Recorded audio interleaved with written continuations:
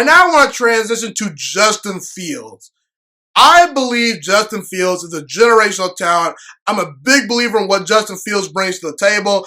I don't understand the criticism of Justin Fields. I feel like there's a prospect every single year that gets picked on a little bit too unfairly. I think Justin Fields is that guy in the 2020 NFL draft class, at least among the quarterbacks, And today, I'm going to tell you why Justin Fields should be the number 2 overall pick and why the New York Jets should be drafting Justin Fields and not Zach Wilson, okay? Obviously, Trevor Lawrence is going to go number 1 overall to the Jaguars. I have no problem with that. To me, Trevor Lawrence is a generational talent within himself, very similar to Justin Fields. Okay, I really don't think you can go wrong with either one, That's my opinion.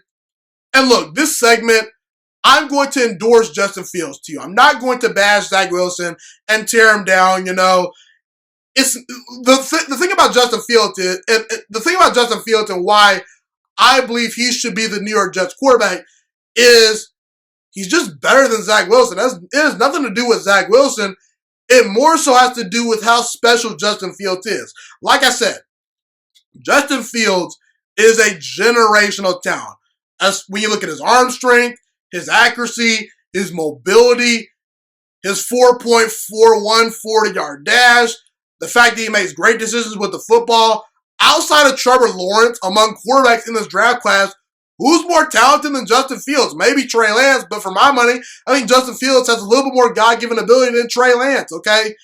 And the Jets recently moved on from Sam Darnold, so they need to find a quarterback that is far and away and obviously better than him. And listen, if Sam Darnold leaves the New York Jets and dominates in Carolina, the Jets organization is going to look bad. So you need to get a significant upgrade over Sam Darnold, okay? The quarterback you are drafting, he has to be better than what Sam Darnold is in Carolina, okay? Because the criticism will always be, oh, Carolina got the most out of Sam Darnold. How come the Jets dysfunctional organization could not do it?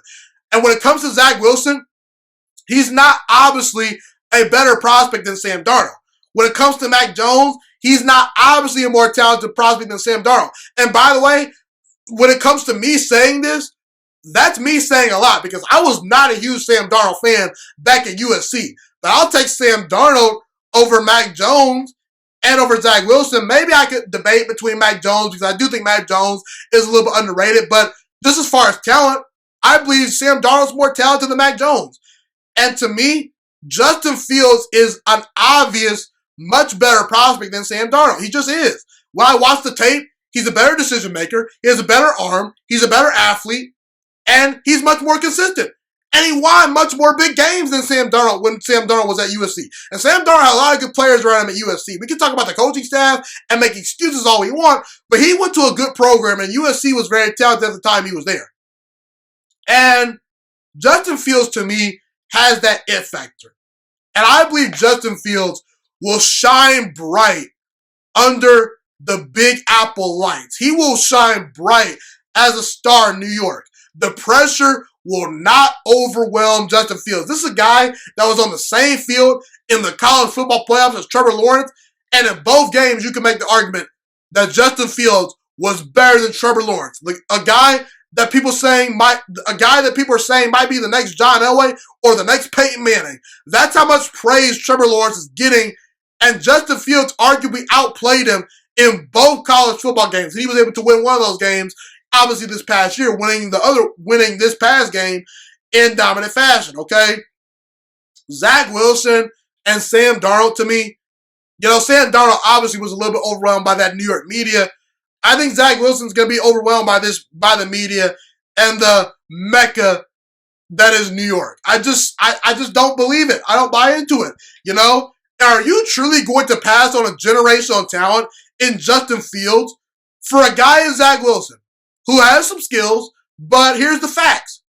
He didn't play against great competition in college. Justin Fields played 12 ranked opponents at Ohio State.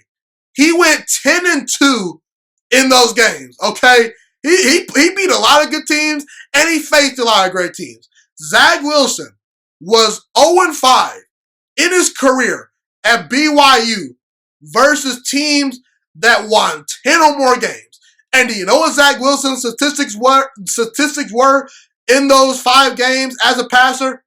He threw 1 touchdown pass to 7 interceptions and barely completed 62% of his throws.